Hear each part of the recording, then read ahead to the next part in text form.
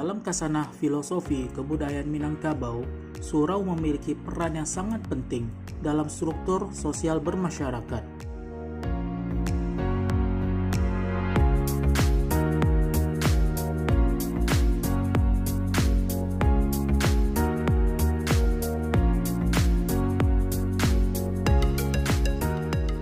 Surau tidak hanya dianggap sebagai sebuah lembaga keagamaan, tetapi memiliki fungsi sebagai transformasi nilai-nilai budaya dan agama dalam bermasyarakat Minangkabau. Wujud fungsi surau tersebut terlihat dari kurikulum yang diajarkannya. Setidaknya ada 3 hal yang bisa dikembangkan dari karakter surau ini.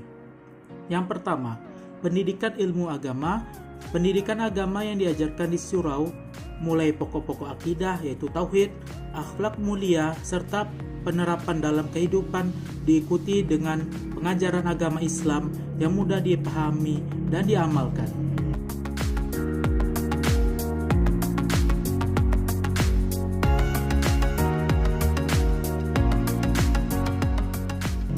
Selain pembelajaran agama di surau, juga belajar adat istiadat yang berisi tentang akhlak bertutur, yaitu berbicara, bertingkah laku, dan bersopan santun dalam bermasyarakat.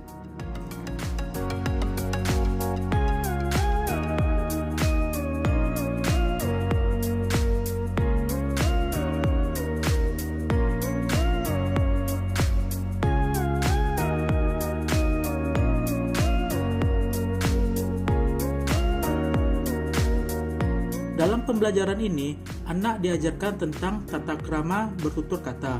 Dalam budaya Minangkabau disebut sebagai kato mendaki, jokato manurun, kato melereng, jokato mandata, yang diistilahkan dengan kato nan ampe.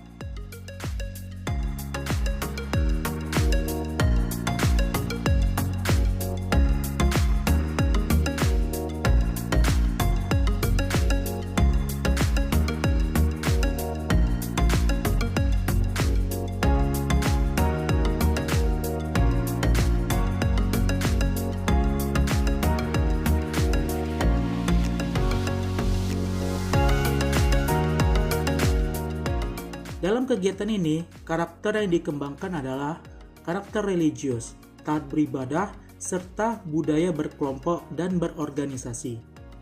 Perilaku sholat berjamaah di tengah-tengah keluarga ini memberikan makna yang sangat dalam terhadap anak. Anak dibentuk sikap dan perilakunya untuk taat dan patuh terhadap Tuhan Yang Maha Esa, serta patuh terhadap orang tua.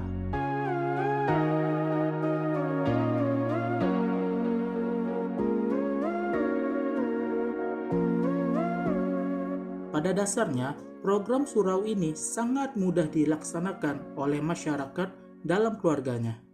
Jika program ini dapat terlaksana dengan baik di dalam keluarga Minangkabau setiap hari, kemungkinan surau akan hidup kembali di tengah-tengah masyarakat, walaupun hanya hidup di tengah-tengah keluarga di Minangkabau.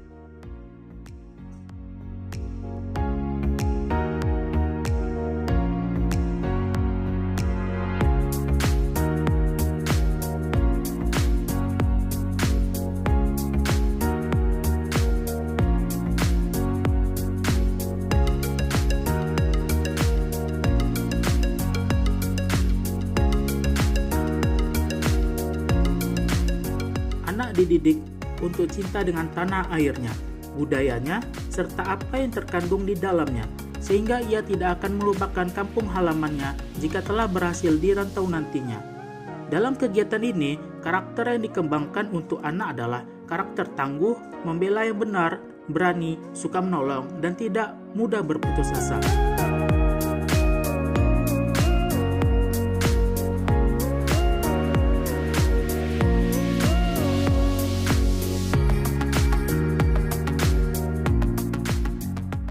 Bagi masyarakat Minang, selain belajar ilmu agama, peranan surau juga dijadikan sebagai ajang sosialisasi sesama anak nagari. Bahkan bagi anak lelaki 6 tahun, mereka sudah akrab dengan lingkungan surau. Ini karena pada masa dahulu, anak lelaki Minang tidak tidur di rumah, melainkan di surau.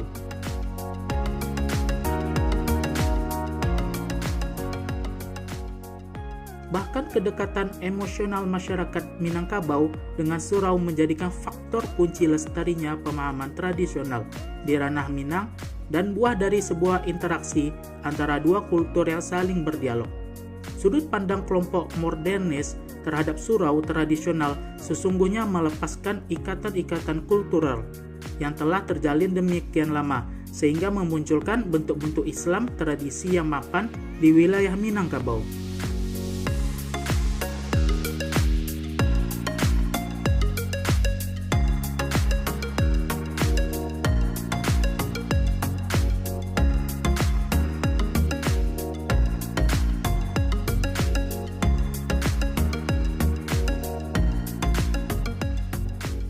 Akan tetapi, surau telah banyak tidak difungsikan sejak digantikan fungsinya oleh musola atau masjid. Hanya beberapa surau saja yang berfungsi, itu pun hanya sebagai tempat sholat berjamaah saja. Oleh karena itu, hal yang bisa dilakukan adalah mengembalikan fungsi surau dengan membudayakan tradisi surau di tengah masyarakat khusus keluarga di Minangkabau.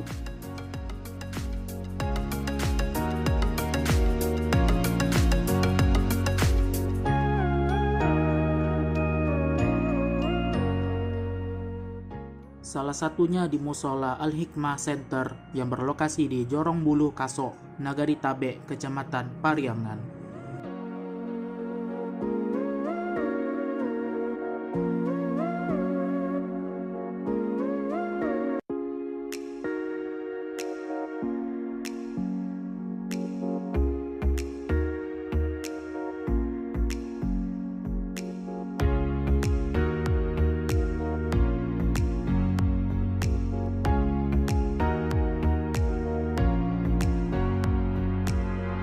Assalamualaikum Zat. Waalaikumsalam warahmatullahi wabarakatuh.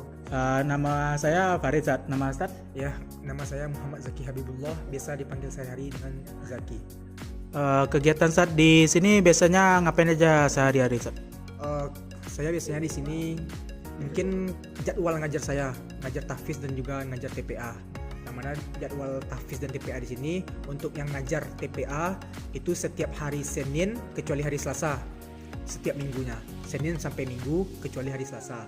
Kemudian untuk ngajar tahfiznya itu dimulai dari hari Jumat, Sabtu dan Minggu. Dan juga kemarin itu ada tambahan jadwal hari Kamis. Jadi kami tahfiz keseluruhannya hari Kamis, Jumat, Sabtu dan Minggu. Selain dari Ustadz mengajar di masjid ini, apakah Ustadz ada pekerjaan lain atau menjadi mahasiswa atau menjadi siswa di tempat lain? Baik. Untuk pekerjaan lain alhamdulillah mendapatkan amanah tepatnya di bawah musola ini SDN 20 Tabe, ngajar tahfiz juga.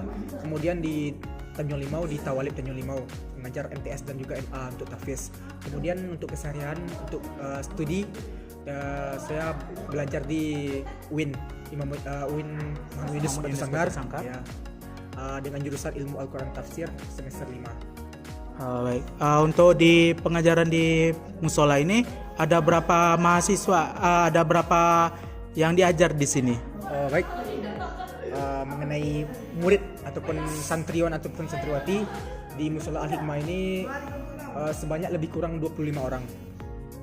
25 orang dan itu mencakup keseluruhan, ada yang dari Tabe ataupun ada yang dari luar daerah sini gitu. Itu kebanyakan mereka mengikuti yang dari luar itu mengikuti tahfiz Al-Quran. Dan tetapi kalau untuk yang TPA untuk ngaji biasanya di sekitaran musola ini aja, di sekitaran Bulu Kaso aja. Kalau tenaga pengajar di sini ada berapa ustadz? Kebetulan kami diambil dari mahasiswa yang sekaligus menjadi garim di sini, termasuk saya, berjumlah 4 orang dan juga ditambah dengan ustadz pengajar ataupun pembina di rumah tahfiz ini. Jadi total keseluruhannya lebih kurang 5 orang. Jadi yang 5 orang tuh apakah semuanya mahasiswa semua? Untuk yang 1 orang tadi yang pembina, ustadz tersebut mengajar di SDIT Lantai Batu dan masih berstatus mahasiswa. Mahasiswa di UIN juga? Di UT, Universitas Terbuka ya. Untuk kegiatan sehari-hari biasanya apakah didampingi sama orang tua atau hanya anak-anak saja yang kesini? Untuk pendampingan biasanya untuk tahfiz dari anak-anak yang di luar sekitaran musola ini, sekitar Bulu Kaso ini, dia biasanya didampingi Itu untuk pertemuan pertama. Kedua, sebelum mereka terbiasa ataupun anak-anak tersebut terbiasa, itu didampingi. Selebihnya insya Allah bisa mandiri dia ya, belajar ke sini. Jadi rata-rata apakah di sini sudah semuanya sudah Al-Quran, apa masih ada yang masih Iqra atau gimana? Makanya itu kami melakukan program TPA, karena sebagian dari santriwan dan santriwati kami yang tahfiz tersebut ada yang masih Iqra gitu. Jadi kami mengadakan program TPA, Taman Pendidikan Al-Quran, untuk melatih mereka untuk bisa membaca Al-Quran dan melanjutkan hafalan mereka. Anak-anak yang di sini kisaran umur dari berapa sampai berapa, Ustaz? Kisaran umur mereka beragam, dan ada yang TK umur 6 tahun sampai umur 12 tahun, dan ada juga yang tingkatan MA gitu. Ya. Tapi mereka mungkin lagi sibuk, mungkin nggak bisa sempat hadir, jarang mereka datang untuk mengikuti pembelajaran di sini, tahfiz di sini. Jadi kalau misalnya ada kayak anak-anak SMA yang ingin belajar Al-Quran, apakah dia bisa ke sini? Insya Allah kami menerima baik dari kalangan manapun gitu, dari tingkat SD, SMA, dari TK, SD, SMP, SMA, ataupun teman-teman kita yang di bangku perkuliahan yang ingin belajar mengaji dan juga tahfiz Al-Quran, kami insya Allah menerima. Jadi ibaratnya tidak ada keterbatasan umur untuk belajar Al-Quran. Tidak ada keterbatasan umur. Oke, sekian itu wawancara saya bersama Ustadz Zaki yang merupakan mahasiswa di UIN Batu Sangkar jurusan Ilmu Al-Quran dan Tafsir. Sekian, terima kasih Ustadz. Ya, Assalamualaikum. Waalaikumsalam.